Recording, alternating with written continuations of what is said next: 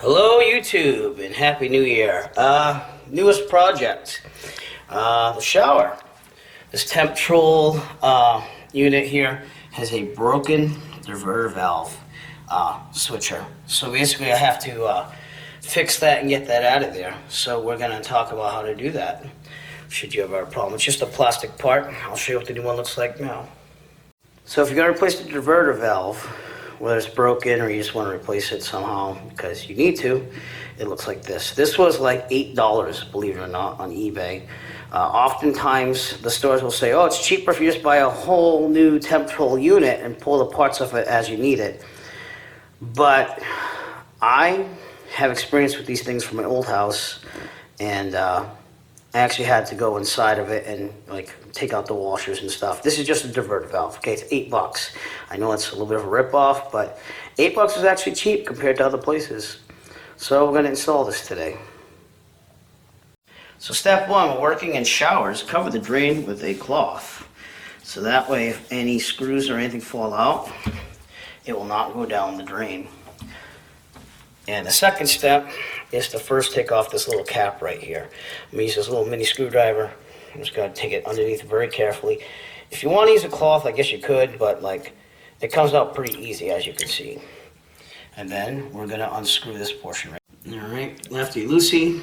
I'm going to unscrew the main screw. One thing you want to do is you want to look at the front and see which way it's pointing to get an idea of where the handle was before.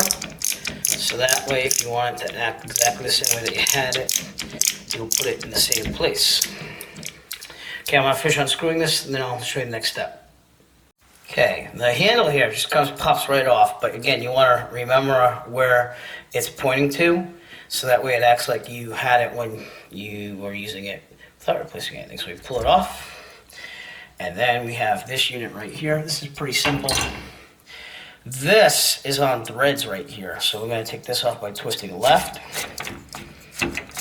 It's just a little cover. That's on top of all the copper valve parts. Okay, we're not even going to touch this because all I'm going to do next to get this plate off, so we're going to unscrew this screw and that screw, and then we'll get to the diverter valve. These screws are long, so don't be afraid if it takes a little bit to get them out. There you go. So how long they are. I'm just going to take them right out.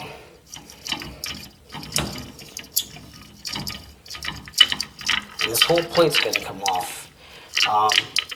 The diverter valve right here is going to hold it up. So what we're going to do is we're going to pull it right out like that. And you will see all your plumbing and stuff, but you will also have this thing. That's what you do. You leave that there. We're going to work and take this piece off with the diverter valve and install the new one. So if you see this little clip right here, we're going to pry that up and out because then the diverter valve will fall right out. Seeing that this is used and we have, I guess, hard water here, it looks like it's really hard. This might be a little fused. If you have any problems getting that off, just take some vinegar, some white vinegar, and it'll come right off there.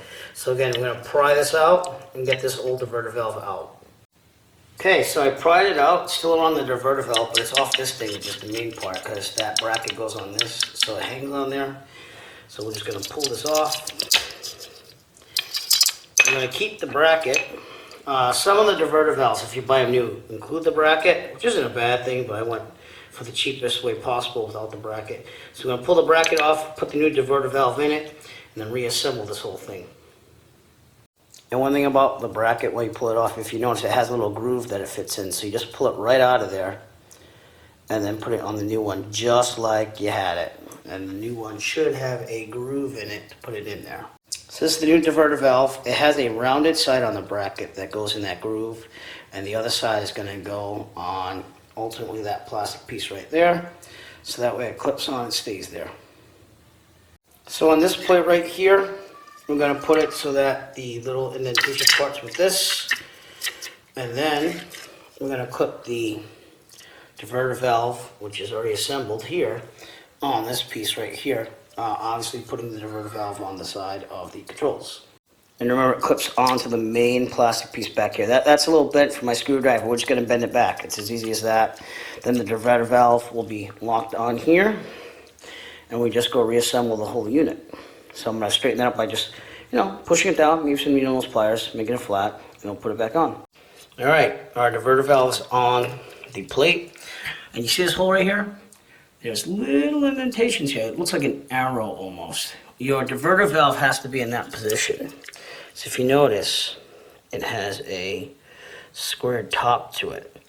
So you just have to make sure that goes in the right way. I'm gonna put it like this to the side a little bit. So that's what it looks like to be. Then we carefully push it in. Do not force it in, because if you force it in, it means that there's it's in there the wrong way or something. You also gotta make sure that the bracket stays in there. And you just give a little test to go back and forth, left and right. And it might move everything else around, but it's okay because you're gonna put the screws back in next, which is gonna hold that plate onto the main valve unit there. Okay.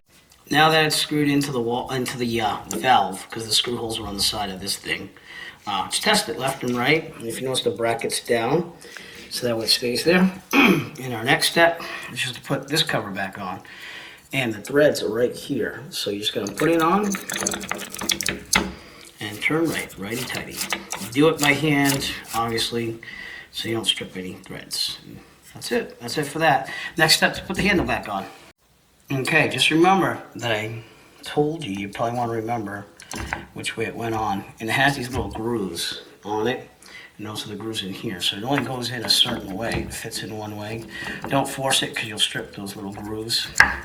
But it's about there. And then we just take the screw, we're going to put it in the middle and screw that down.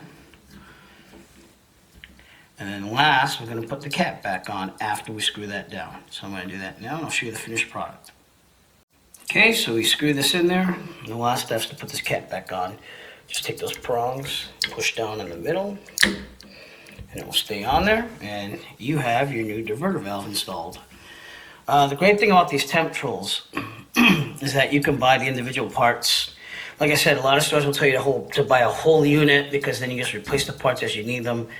But at my old house, they never used the old bathroom. On this house, they did. It's just that this snapped off from usage. So it's just plastic. There's nothing special about it. So, but, I prefer pay as you go, basically. I know you got to pay a little bit more overall per part, but I have good luck with these things. These things are built like tanks. They've been having the same design for a while now. So that's how you fix your diverter control on a Symmons Temptrol unit.